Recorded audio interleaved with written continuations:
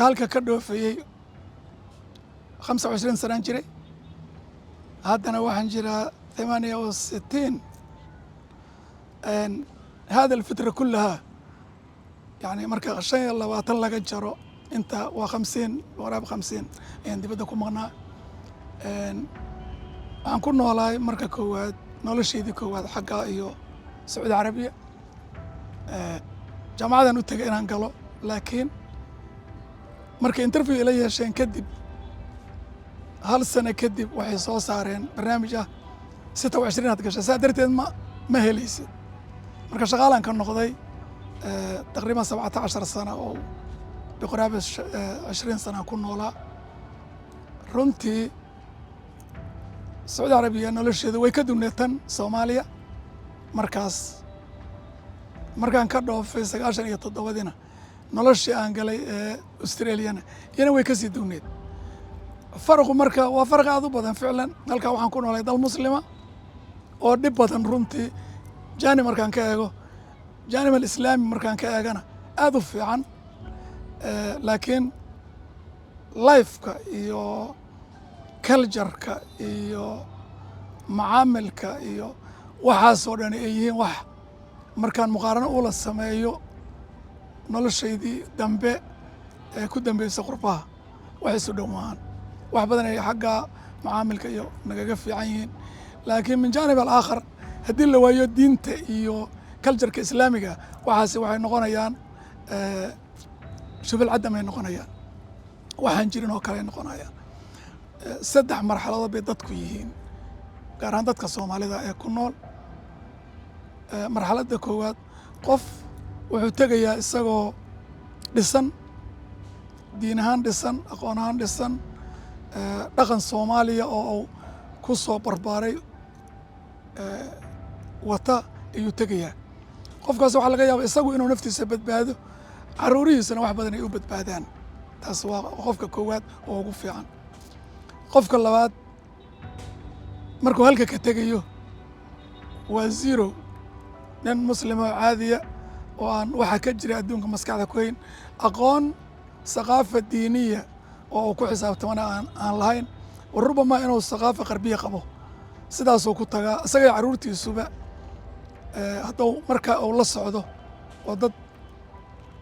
markaa dad qaangaar ay yihiin iyo hadday yihiin kuwa yaryarba marka uu meesha tago ayuu maskaxdiisu furantaa oo wuxuu ogaadaa meesha uu joogo waxa ay tahay markaasuu familkiisa iyo caruurtiisii iyo dhaqankiisii dhammayd dagaal la galaa dhib badan bay ku qaadataa runtii waa qofka labaad oo wax u badbaadaan isagu badbaada dadkiisana in badoo ka mid inta waaweyn ay ku dhahan de shalaysaan maad ahayn aabbo ama hooyo maanta nawaalin qolada ugu liidataa waxa weeye cidda markay halka joogaanna aan war iska hayn markay xagga tagaan aan war iska hayn markayga waxa weeye in aan ka fekero aanan ku fekerin aanan qaayo ka dhigan nolosha meesha hadda aan deganahay أنا نقول شيء دمّت كده أنا أؤمن نفتيده عرورتي ده أنا أؤمن أسباب توعوي خلاصة الكلام مركان سؤال شاس سبب تان وجيه لي صوغ أبي وعوي دلك وعنا جوري أفغانيين بعنا جوريين أو إنجليز كوكوة أفغان يجيل أي مركز أو أها جديد أو قلادان إنجليز ويكون شقي سنين بكو بابور مجرين ترين مجرين جيل بيكون شقي سنين مركا جيل كاسي مانتا وكل أبي أنا يونس الليرة أم علي بالليرة مايا أبي علي بالديجري يونس بالديجري عبد الرحمن بالديجري لكن أنا مايك أما جون أما هيلاري وحصل الليرة بولي والمحاجر مركا ترى كلية my father was Muslim مركا جيل كاسدن هذا كبعين سيدا درادة مركا أنا وعرورتي إذا مثلا تأثير كي يبص من نفسي هذا الشخص كواحد عرورت هالك يقول على يكوا يجو نول أنجي وهذا أنا من سنة ضد بالسنة إنيين ما قرنا أيه مستقبل ككوا أي داليان وحيكون بيني because من قف ويل كيجي تبى بركي أنا نقصين أيه سيدا أنا أبي إيو دال كيجي أنا قا تبى بركة ma gaarayo marka waa iga sii hooseeya marka midka uu dhalayo ama gabadha uu dhalayaana iyana way ka sii hoos maraysaa soo natiijada ugu dambaysa ayaa waxaan ka fikerayaa 100 sano soo socota ama 200 soo socota inay iga ka soo baxaan dhabarkayga dad aan ogeyn meel ay ka yimaadeen sida Afghanistan joogitaanka Soomaaliya ay iga dhigan tahay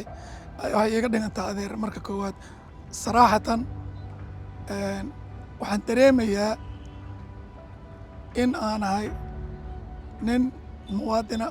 oo dalkiisa jooga oo haba yaraatee aanay ku jirinin ka shalaynaya aan dhaho markaan dhinacyo badan ka eego waqtiga badan oo aan ku dhumiyey especially dibadda ama ha ahaato Saudi Arabia ama ha ahaato Australia oo hadda aan deganahay asbaabu waxa weeye mithaal yar haddaan idin siiyo nin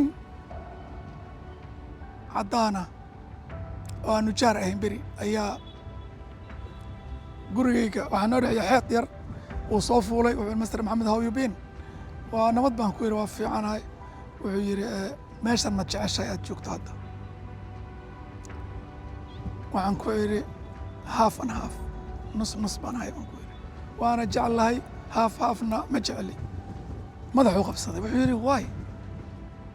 seed u dhahaysaa wax dhibaataa miyaad qabtaa dalkaaga baad ka timid waad soo carartay Soomaaliya waan garanayaa dhibaataa ka jirta sidaad u dhahaysaa half and half ana you have to inaad tiraahdo 100% ana marka waxaan ku yidhi su'aasha carruurtayda weydii aniga hay weydiin taas marka wuxuu yidhi adigu marka sababta ii sheeg waxaan ku yidhi I miss my mom my father my dad my family my country my waxaa markaas madaxiisa soo degay laakiin waxaan ku yidhi ilmahaygu waxaas ma lus garaynayaan aabahood waa la joogaa hooyada waa la joogtaa dalay ku koreenoo waxba aan ka maqnay may joogaan so aniga haddaad i weydiiso su'aashaas waxaan ku idhi waa nus marka maxalu shaahidkayga waxa weeye adeer hadda waxaan joogaa dalkii haafka aan u sheegay ninkaas oo aan 100% happy ku ahay qofka dhallinyarada ah marka uu tago mar haddaan uu familkiisa la socon yani inuu badbaadaanu ka soo qaadaynaa oo meesha u socday oo maskaxdiisa ku jirta uu gaaro laakiin wuxuu gacanta u gelayaa 99% ama 100% dad oo isagu miciin badayo oo dan ka leeyahay inuu sharci ka helo ama oo soo dhaweeyaan oo dantii oo u cararayayba oo ka gaaro inta marka uu doonayo isagu inuu ka faa'iideysto ayaa ka badan lagaga faa'iideysanaya duruufta marka asaga ku xeeran qofka dhallinyarada ah marka adeer waxaan qabaa kow inuu dhumo ayuu qofkaas halis u yahay oo caqiid ahaan dhumo diin ahaan dhumo dhaqan ahaan uu dhumo marka luqaddu dhunto oo luqaddu dhuntana diinta dhunto because kow marka koowaadba dhallinyarada waxaa la geeyaa luqadda iyaguna waxay doonayaan si ay dalka ula qabsadaan u noolaadaan ay maaragtay ay sharci ku helaan sharcigana waxaa lagu siiyaa dadka in qofku luqadda barto dadka uu integration uu sameeyo dadka ku dhex milmo qofka oon family la socon oo keligii ah markuu ka fekero inuu si uu dalka ula qabsado milan uu galo dadka inuu ku daro dhex galo oo culture-ka iyo thaqaafadda labadaba uu cabo waxaa soo baxaya qof isagoo weyn dalka yimid oo dhalinyaro ahaa qof isagoo dhalinyaro ah oo 20 sano ka yar ah dalka yimid laakiin markuu 30 sano 40 sano gaaro waxba aan ahayn muwaadin dalka u dhashay madow laakiin matoor caddaan uu saaran yahay saas oo kale ayuu ku soo baxaya sidaa darteed marka dalkani maanta waxaan ku talin lahaa qofka dhallinyarada oo jooga waa dal dihan saan mar kale ku celiyo oo ama nicmadiisa iyo barwaaqadiisiiba weli aan la soo saarin maantana waxaanu dhex joognaa dowlado midba midda ka dambaysa ay waxuun sii dhaqaajinayso dalka kor sii wado markaan waxaan ku talin dhalinyarada maanta soo gaartay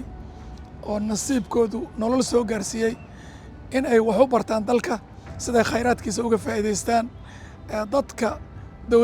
dowladahan isbedbedelaya Soomaalida ah waxay u baahan doonaa dad cadaana dad khibrad leh dad petroleumka iyo injineerada iyo waxay meesha ay keeni lahaayeen dad aan Soomaali ahayn waxaan aad ugu talin lahaa dhalintu meesha ay tariibi lahaayeen inay shaqada dadka qabsan lahaa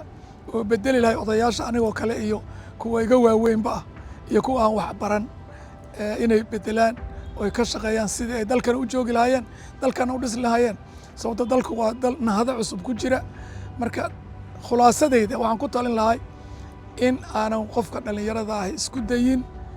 in uu innaba oo tahriib galo jazakallahu khayran adinka mudan adeer barakallahu fiikum wa mahadsantiin